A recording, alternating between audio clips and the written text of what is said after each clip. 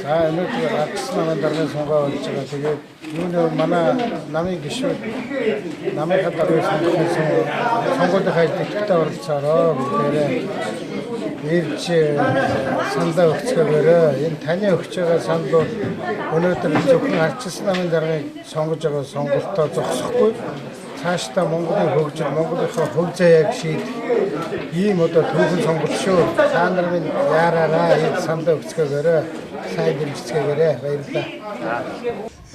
Тэгээд орж өгөхгүй зогсож юм минийх үү. Тэгээд улсаа зарим нэрс байхгүй гэдэг нь байгаа юм уу юу? Бол анкатан бүрт гэдэг өгсөн байгаа юм байгаа хэлбэг тий. Биж бодож байна шүү дээ. За тэгээ баярлалаа минийх үү. Ардсан намын нэг сайхан лидер нь гараасай л гэж бодож байна.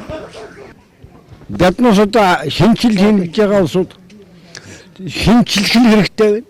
Шинжилэн сэтгэх хэрэгтэй байна. Ард түмнийхэн төлөө зүтгэх боловсон хүчингүүд одоо нэр дэвшиж байгаа. Тэгэхээр энэ хинч яасан үнэнчээр л одоо зүтгэх хэрэгтэй. Монгол орноо хөгжүүлэхийн төлөө ардчлалыг одоо шинжилхийн төлөө энэ ард түмнийхэн төлөө зүтгэсэн хүн хэрэгтэй байна гэж үзэж байна.